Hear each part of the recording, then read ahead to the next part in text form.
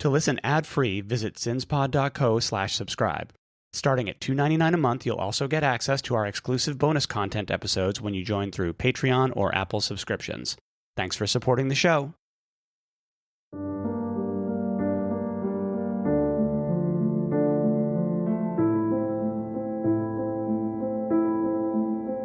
Welcome to another episode of Off the Cuff, conversations with Sean and John about Vegas news, strange headlines, case updates, and whatever else we feel like talking about. I'm your host, Sean. And I'm your co-host, John. John, happy Pizza Fest Day. Oh my gosh, we didn't even talk about the fact that we were going to talk about that. Tell the people what Pizza Fest is, and... It is the greatest day that we celebrate together in Las Vegas. It's the single most important holiday we have. Yes, this is true. Every November for the past 5 years, a group puts together Pizza Fest. It is exactly what it sounds like. A ton of local pizzerias come out and they give out free samples of special pizzas that they made just for the event. So you pay one price and you eat as much pizza as you want. Yeah, it's basically, exactly as advertised. Really fun. It's held at the Industrial. Yeah. On Industrial. Which is right near the is it the It escape room? The Saw escape room. I think the It escape isn't the It escape room there, which is the one close. Oh, the meat packing place. So it is the Saw escape room, you're right. Yeah. All right. But where's the It escape room then? I'm not sure. I'd have to look that up. Anyway, well, I guess that's what we do. We off the cuff it. Anyway. Yes. But I just wanted to say, it's probably one of our favorite events that happens in Las Vegas, and we really look forward to it. And we take home leftovers and we just enjoy ourselves because we love.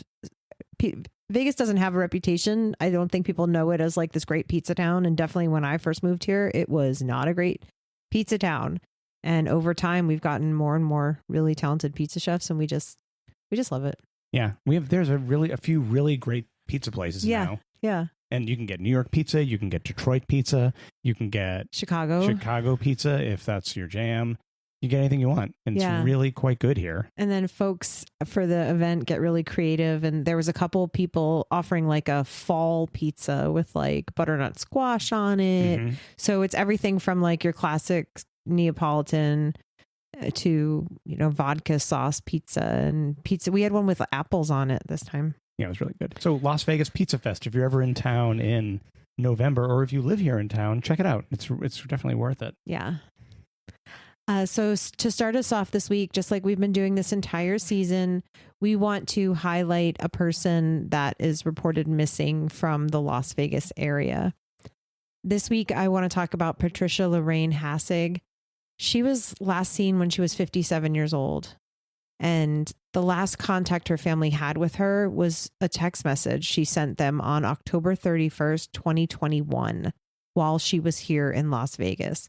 So she'd be 61 years old now. She's a white woman. She's described as being 5'6", weighing 200 pounds. And in the one photo we have of her, her hair is blonde. But unfortunately, in the photo, she's wearing dark sunglasses, which makes it kind of hard, even if maybe you did see her, to know you've seen her. She has a NamUs profile and a Charlie Project listing, but this is all the information we have about her. I don't know where she was from. It seems like she might have just been visiting Las Vegas 4 years ago on Halloween. And I really do appreciate that Metro finally did put together this cold case database. But with such little information, it's really hard for it to feel helpful. Those are really frustrating when we don't know much about the people involved. And I'm not even sure her family, if she was here visiting, I don't know who she was visiting with or vacationing with. And they might not have even known where she was staying or where she was supposed to be or what she was up to. But you can see the listing we have for her at cinspod.co/Patricia.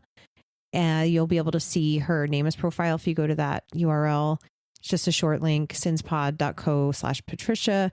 And then you can see the whole Metro cold case database of missing persons at cinspod.co/Metro missing. And if you have any information, you can reach out to Metro at 702-828-2907.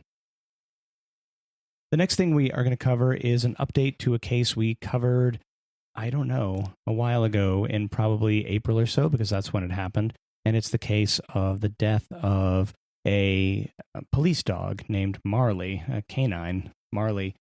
So we covered this before, as I said, and the officer assigned to Marley is named James Harris. And what happened was he was assigned to Foothill High School. He is actually a CCSD police officer, not a Metro police officer. And he was assigned to Foothill High School all day, and he left Marley in the car for 6 hours. It was only about 65 degrees in the shade that day, but of course it can get much hotter than that, and you should never leave a dog in a car unattended, even on a day that you don't think is warm. But he told investigators that he disconnected the heat sensor that automatically rolls down windows and turns on a fan and sets off an alarm if the temperature gets too warm inside for the dog. No indication why he did that. And over those 6 hours that the school was in session, he did not give her food, water, or bathroom breaks. And when he finally came out to the car, he moved the car into the shade before he called it in. And originally he pled not guilty to negligence. And he is facing only a misdemeanor charge. But recently, just this month, he changed his plea to no contest to that misdemeanor. So we haven't seen a sentence yet. We don't know what the sentence is going to be. And if you're wondering about if Reba's law applies, another thing that we covered in an earlier episode, it probably will not apply because this particular crime happened before that law was passed. So it wouldn't apply here, unfortunately. And just as a reminder, Reba's law was passed in response to a horrific case here in Las Vegas last year of a dog being taped inside a plastic tub and then left out behind an AutoZone to die in 100-degree heat. And that, unfortunately, obviously that Reba, that dog, passed away. But the result of that was that they passed Reba's law, which introduces much harsher penalties for animal abuse here in Clark County. So that's something. So when we learn more about what the actual sentence is for Officer James Harris, the master canine handler who let his dog and partner and police officer dog die, we will let you know. And we don't really anticipate there's going to be a very stiff penalty at all for this because it's only, unfortunately, a misdemeanor. Did you read any stated mandatory minimums or a range or anything? Nope. So it could be probation. It could be probation. Okay. Well, hopefully we learn soon what penalty there will be. And I mean, I can hope internally the officers are reminded that they're supposed to not do that. And also, hopefully, he will not be put in charge of another canine officer. Yes. Or allowed to own a pet, but of course that won't happen. Yeah. We actually have some news that happened just yesterday. We're recording this on November 15th, and just yesterday, Friday, November 14th, there was a road rage murder that occurred just about a mile away from where we live. We don't have a lot of details just yet because, it just happened, but I already know it's making national news right now in Henderson and everywhere in Las Vegas. There's a lot of road construction happening. It seems that there's always construction here. There's kind of like that running joke that a traffic cone is the state flower of Nevada is the traffic cone. So yesterday morning, two men were driving in their cars, and there's a part where the road is under construction at like 215 in Gibson. And I guess neither was letting the other one merge. There was some kind of jockeying for position. That's what the police called it, where they were trying to pass each other. And then one tried to pass in the shoulder, and it turned into this altercation. And the men rolled down their windows and they started yelling at each other. And the man in the sedan pulled out a gun and shot at the SUV. And it turned out that there was an 11-year-old boy in the backseat that was being driven to school by his stepdad. And the boy was shot in the backseat. And then the stepdad in the SUV then rammed the sedan. both cars stopped in the middle of the freeway. They both got out of their cars and they were getting into this heated exchange, and like a metro officer happened to pass them and then stopped, and they were able to break up the exchange, and the boy was taken to the hospital, but he died of his injuries. They took the suspect into custody. His name that's been released is Tyler Matthew Johns. Currently, he's being held without bail on an open murder charge. And we'll just have more updates as we can. The boy has yet to be identified. We just know that he's 11 and he was on his way to school yesterday morning. So sad. Yeah, it's a really hard one. And we've talked so many times on the podcast about the pedestrian deaths on the roads, e-scooters, motorcycles, and then the road rage is out of control. We've had multiple road rage shootings in the city this year, and the police were just saying like, hey, stop it. Basically, that's what the officers had to say. Like, it's tough. We're all in a hurry. We can all get where we need to be. We know it sucks that merge is terrible, that the roads are congested because of construction, but we just kind of need to have tolerance for each other and like get through it together, because this escalation is ugly and terrifying. So, and there's no place you need to be that is more important than someone's life. Yes, that's very true. And just because someone doesn't let you into merge, it's not a personal attack. And that happens all the time. I know it does. And you really do have to let it go. You just have to let it go. You can. It'll eat you alive. Absolutely. And it's a very scary and sad story. I don't know if there were other kids in the car. I don't know if the other driver had anybody in his car. That's all we know right now, and I'm sure we'll learn more. And like I said, it was already on CBS Evening News. It was in People magazine. So yeah, we'll update you when we know more. All right, thank you. We also have an update on the real life Beavis and Butthead Wyatt Fane and Peyton Cosper. So as a reminder, these two, and I call them Beavis and Butthead because that's what the judge called them. Oh my God. Yeah, he said that their antics were like a Beavis and Butthead episode, which is absolutely true. So in April of 2024, these two, who are cousins, were caught on video pushing large boulders off a cliff in the Redstone Dunes Trail area inside of where else? Lake Mead National Recreation Area. And one of them, Wyatt Fane, had his underage daughter with him as well. So they were quickly brought up on federal charges for defacing this national park. And it was really quite big news here. People were calling for their heads for, destroying, this national park. And they were basically pushing boulders off a cliff. Yeah. It was really crazy. In the Red Rock area, right? Yeah. So it's like a protected... Yeah.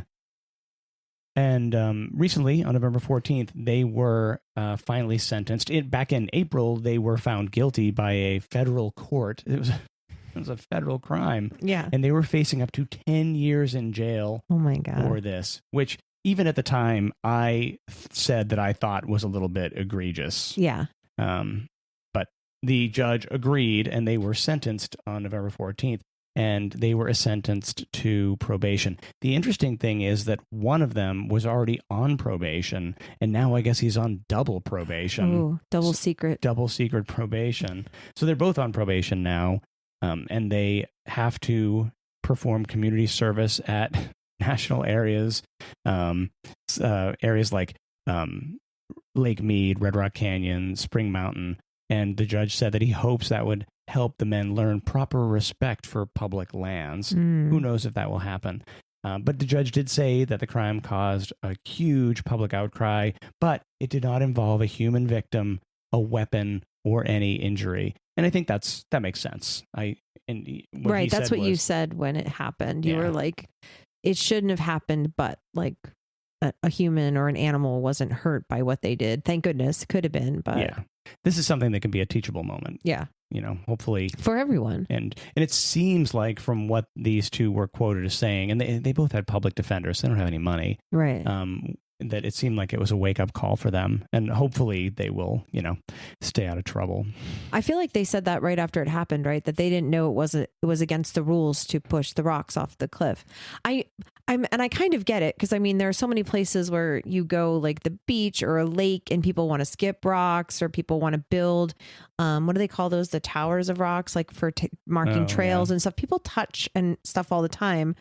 And yeah, like Beavis and Butthead, they were just like, ha ha ha, we pushed the rock off the cliff, ha ha ha.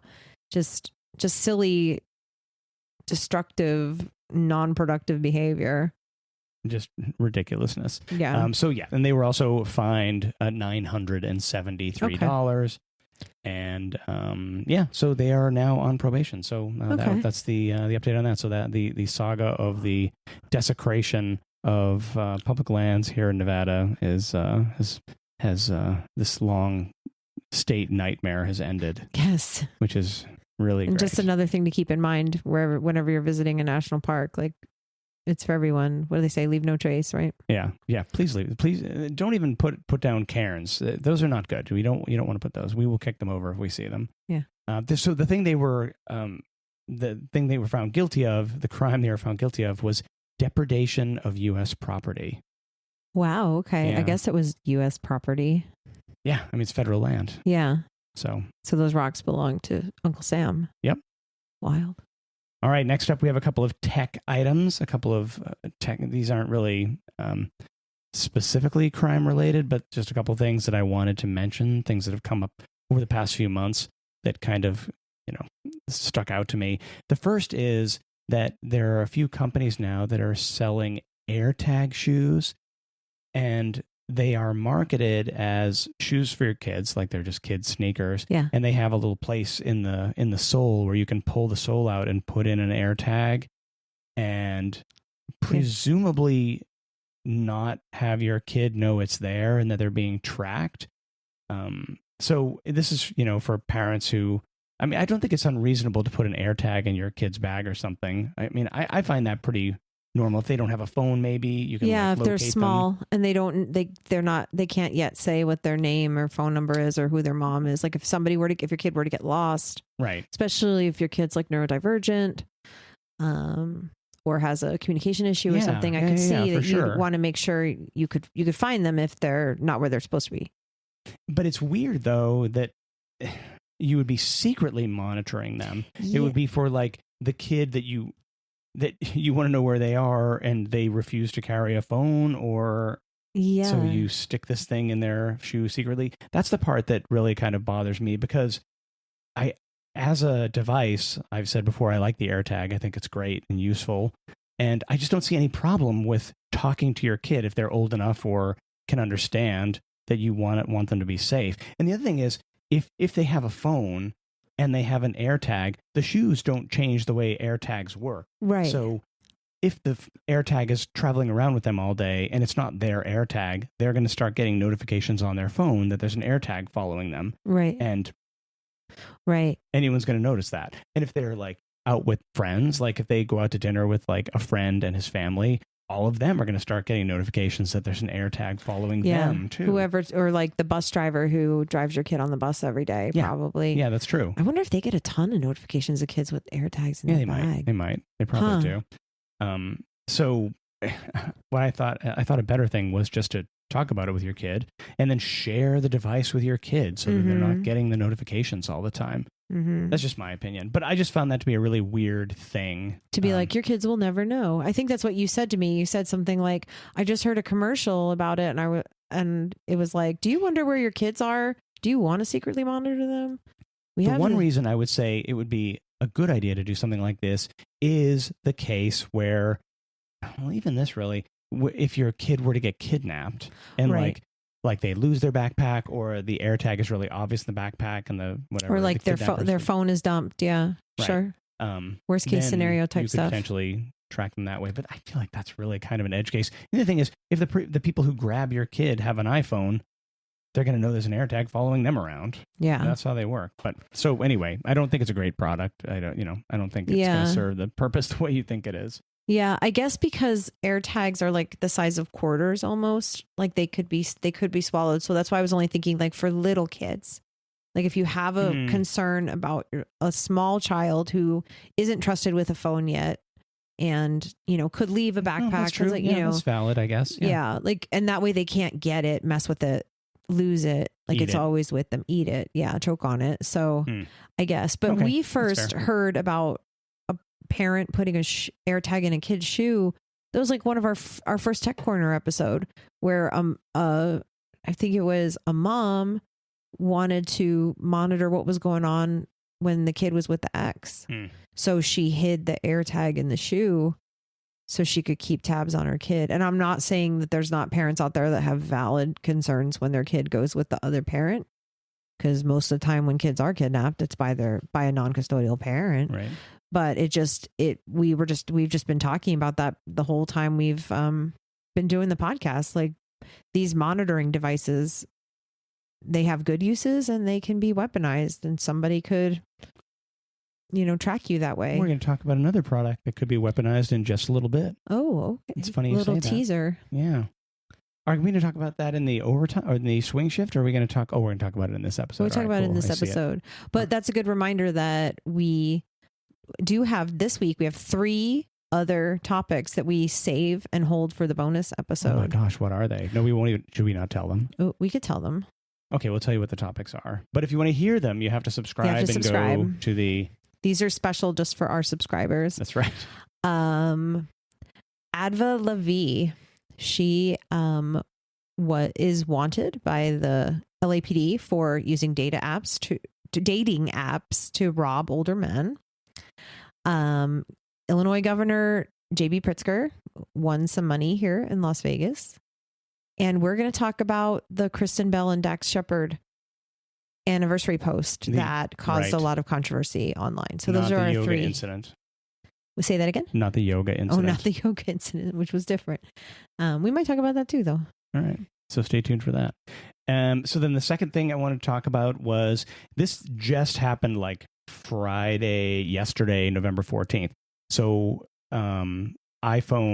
Apple introduced a new feature to iOS for your iPhone, latest version of iPhone with newer versions of the hardware of the iPhone itself, where you can add your driver's license and your passport to your wallet. And they are piloting the ability to use basically ID inside of your wallet, like a virtual ID, at 250 airports in the U.S.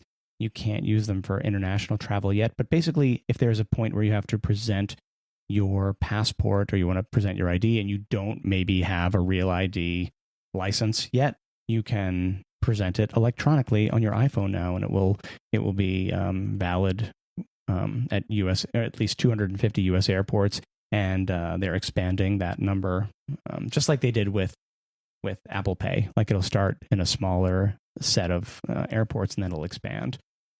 So it's just kind of convenient, just a way to scan your passport. It's really, really easy to set up. I did mine tonight. You just take a picture of the photo page of your passport, scan the chip inside your passport, take a few selfies, and then it takes a couple days for them to validate that it's really you.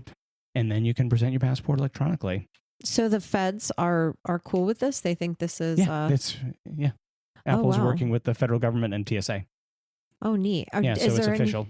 Is there any word of like local DMVs or states also using that? You can also put in your driver's license for 13 states. Okay. Hawaii, Arizona, Nebraska, I don't know what they are, but like 13 states, you can also put in your driver's license. So any place you present your driver's license, they're going to accept it. Right. That's really cool. And I've definitely been in places, like we went to the Pizza Fest today, and not that I really wanted to drink, but I couldn't because I left my driver's license in the car. Right. But assuming this is recognized by Pizza Fest, I could just show them my driver's license right inside my wallet. And I assume that within the next year, that will be the same thing as showing your physical license. Yeah, I'm thinking that too. And they're kind of counting on the Apple technology to verify it, to make sure it's really you. Yes. I think that's interesting. It's just the same way you don't have to carry your credit card anymore. Yeah, like there's no question about that. I mean, for now, I will probably, like if I travel, I'm definitely going to have my license and my or if we were going internationally, you have to carry your passport anyway, but I would probably carry my license and or passport anyway, just in case. Mm-hmm. But you pointed out that most times when you go to the airport now, they don't even ask for your driver's license anymore. I swear the last time I did, they didn't. They wanted me to step and have my picture taken with the camera. Yeah. And then that was it. I think that was it. Yeah. Yeah. And scan my boarding pass maybe, and then look at my face. Yeah. So, but I mean, I have, what do they call that? I have not clear pre-check. I have pre-check. So right. I think I'm just like in the system. You might be. Oh yeah. That might be because you're doing pre-check. That's true. Cool. And the last one I had was just kind of a local thing that Henderson police introduced just a couple weeks ago. And they introduced these things called internet purchase safety zones.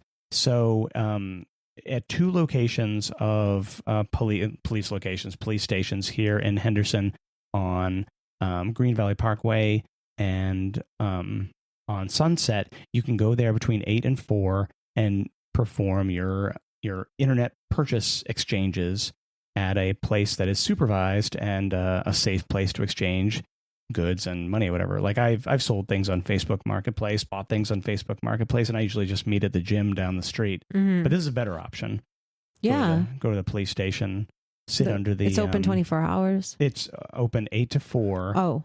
Well, the police... Yeah, okay. Yeah, I gotcha. They're monitored from 8 to 4. Oh, okay. So it's not... Okay. It's like a labeled parking lot space that says this is the... Oh, I got you. And they're monitored by cameras, kind of like the Fusion camera system.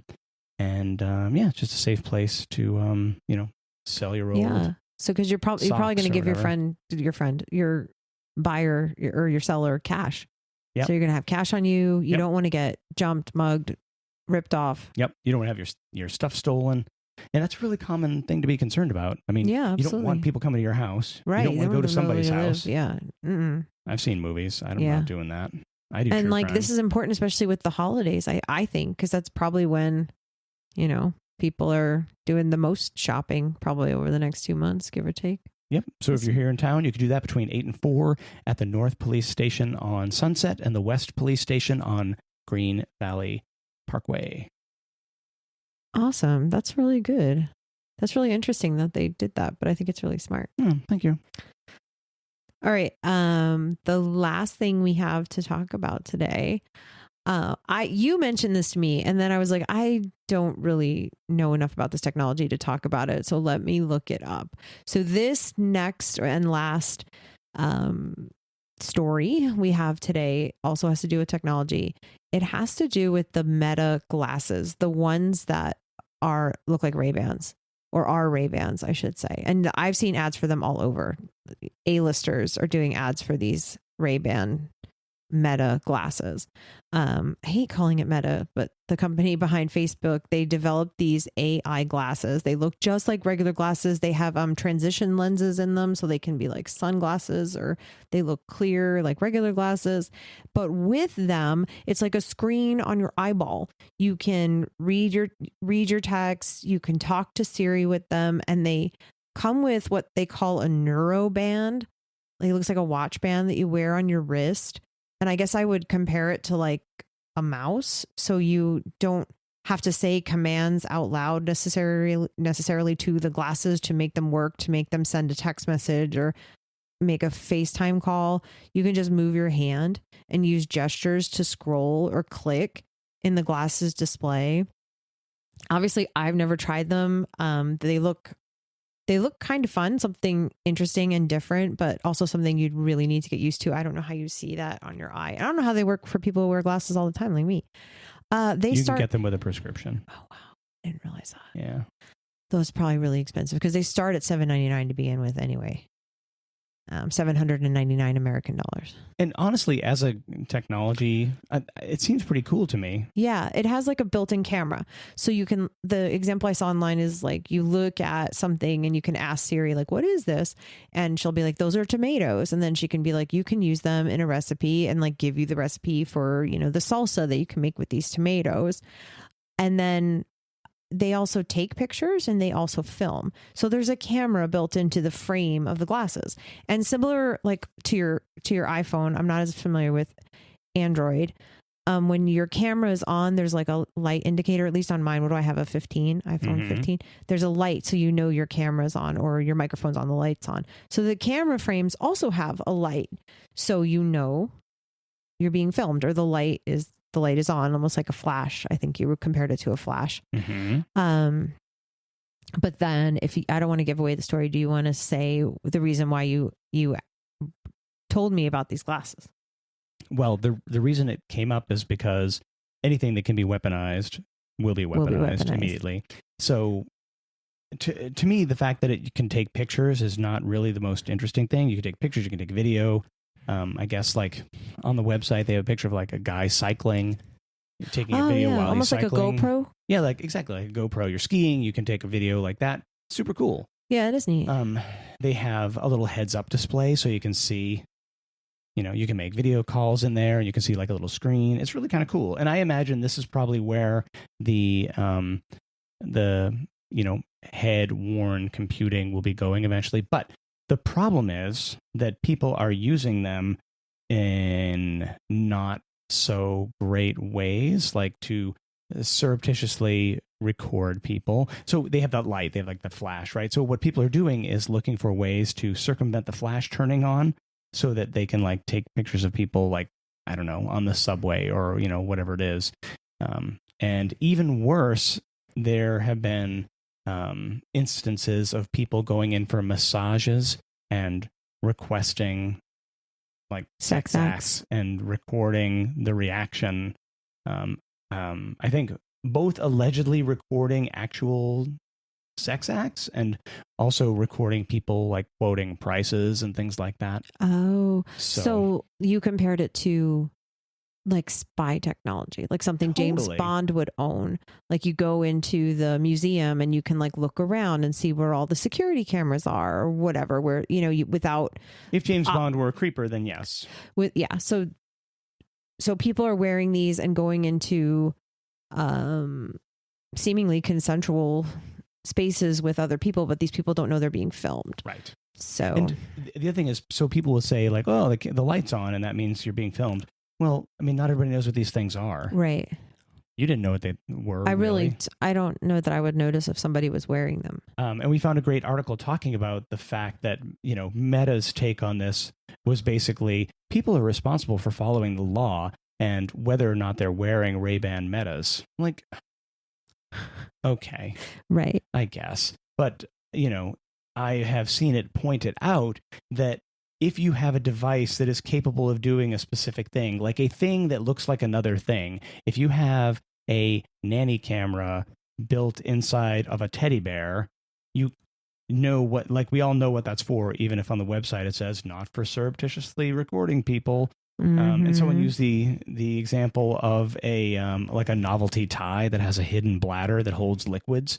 So clearly, what are you going to do? You're going to put alcohol in there to smuggle it in someplace you're not supposed to have it.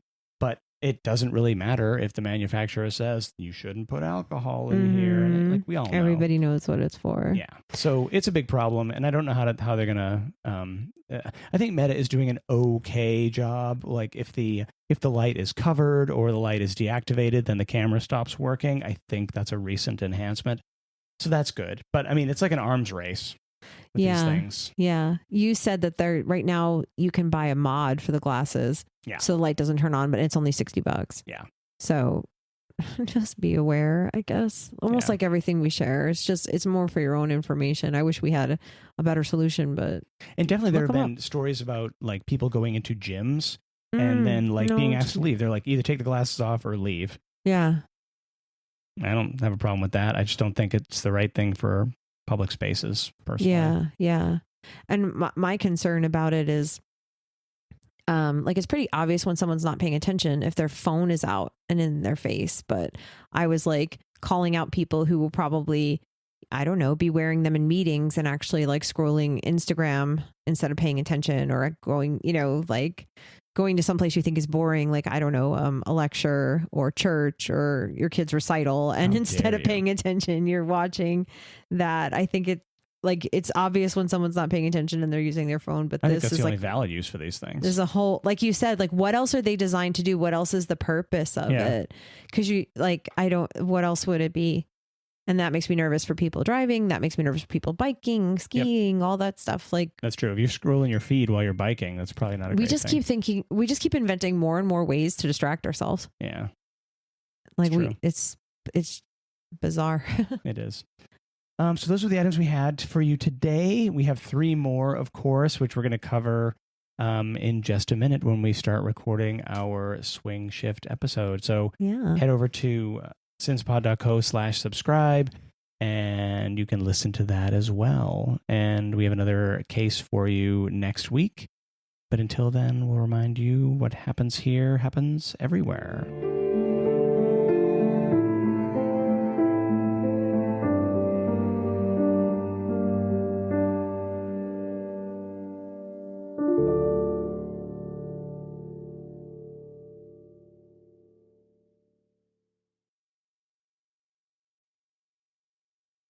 Thanks for listening. Visit cinspod.co/subscribe for exclusive bonus content and to listen ad-free. Remember to like and follow us on Instagram, Facebook, TikTok, and Threads at Sins and Survivors. If you're enjoying the podcast, please leave us a review on your podcast platform of choice. You can contact us at questions@sinsandsurvivors.com. If you or someone you know is affected by domestic violence or needs support, please reach out to local resources or the National Domestic Violence Hotline. A list of resources is available on our website, sinsandsurvivors.com. Sins and Survivors, a Las Vegas true crime podcast, is researched, written, and produced by your hosts, Sean and John. The information shared in this podcast is accurate at the time of recording. If you have questions, concerns, or corrections, please email us. Links to source material for this episode can be found on our website, sinsandsurvivors.com. The views and opinions expressed in this podcast are solely those of the podcast creators, hosts, and their guests. All individuals are innocent until proven guilty.